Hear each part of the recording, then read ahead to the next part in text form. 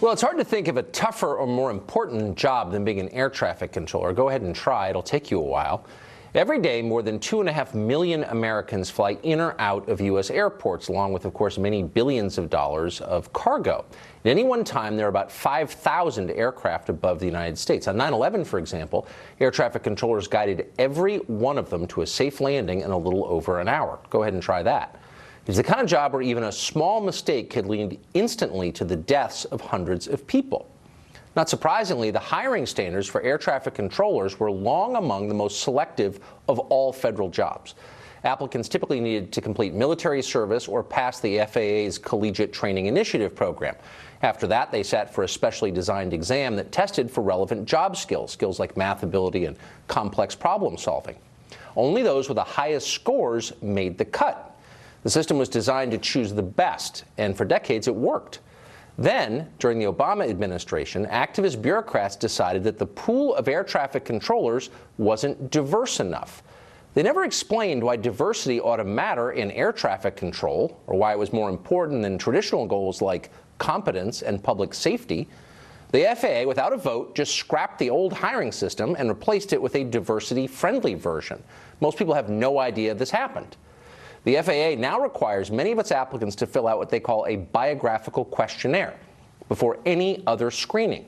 Those who answer the questions in a way that diversity monitors don't like cannot be considered for hiring, no matter how much experience they have or how well they may do on the other portions of the testing. The biographical questionnaire is all important. So what is in this biographical questionnaire? Well, we can answer that question because we got a copy of it, and we also got information about how it is scored. And it's shocking.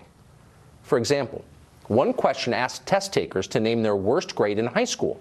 The preferred answer for that is science. In other words, if you can't do science, the FAA is especially eager to hire you as an air traffic controller. You get 10 points for being bad at science, according to the scoring sheet.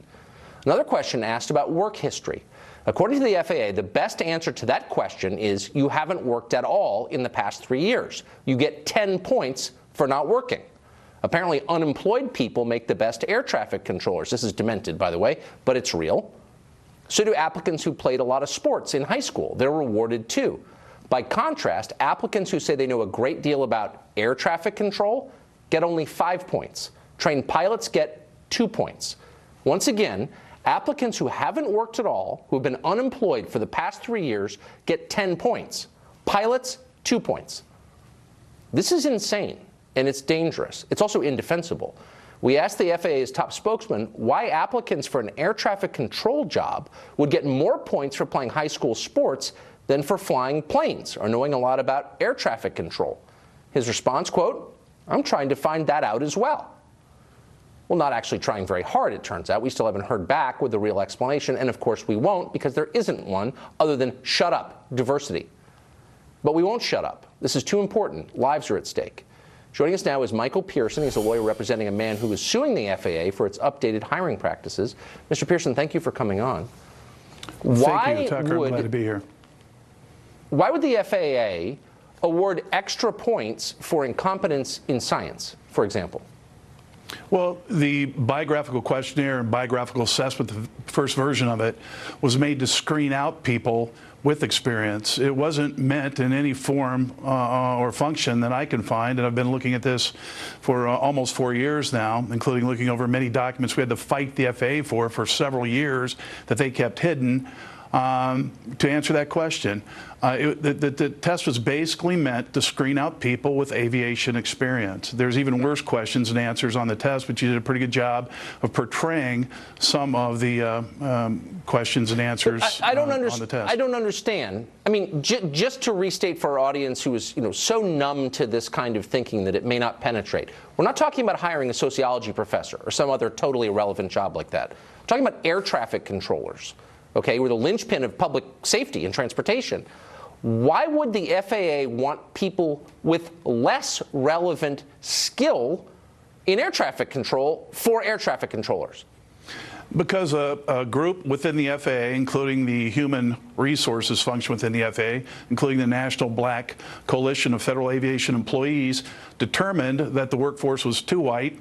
They had a concerted effort through the Department of Transportation, the Obama administration, to change that. And quite frankly, they're sacrificing and have sacrificed safety at the altar of political correctness. What happened offends not only the conscience, but also federal law, and we're exposing that.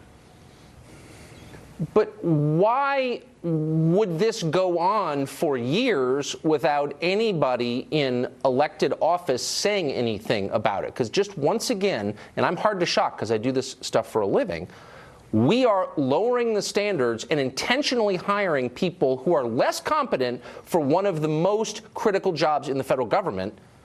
Lives are hanging in the balance. Why would no one in Congress do anything to stop this? Well, our law firm, along with Mountain States Legal Foundation, filed the initial lawsuit, and then the group of schools got together. Over 30 collegiate training institution schools got together and actually went to Congress, and there have been members of Congress. Representative Randy Holtgren, Representative Frank Lobiondo have actually held hearings on this. The problem of it is that the union, NATCA, controls a large PAC, and they fund a lot of politicians, and nothing will get passed in aviation without the blessing of the Controllers Union. And their position radically changed when the Obama administration came in, and my belief is that favors were exchanged. Now, I'm not saying that lightly. I was an air traffic controller at 4 of the busiest facilities in the country for almost 27 years, along with being an attorney and a professor. So when I say these things, it's not based only on experience. It's also based upon documentary evidence and proof I have.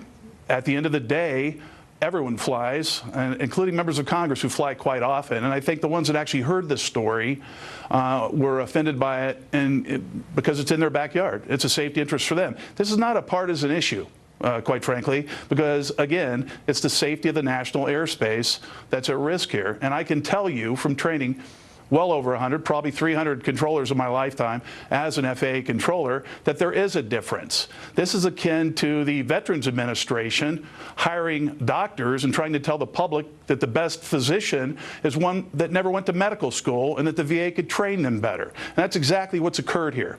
And quite, to be very straightforward, the mainstream media has covered this, has not covered it actually, and has covered up this issue and has not revealed what's going on, and it's a shame. And it's not only shameful, it again sacrifices public safety.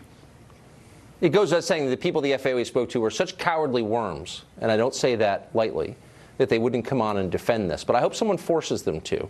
Very quickly, in 10 seconds, a rhetorical question. Did the Obama administration ever show with data that somehow increased diversity in the ranks of air traffic controllers would make the public safer?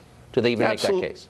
Absolutely not. And there's published data out there that says that's a total farce and incorrect. There's no data to support that. This is social engineering at its finest, at the sacrifice, again, of public safety. It's totally demented, and we're going to ride this until it's made right, because lives are at stake, and we're not overstating it. Thank you very much. You're knowledgeable, the knowledgeable person on this. We appreciate talking to you. Happy to be here. Thank you. We'll be right back.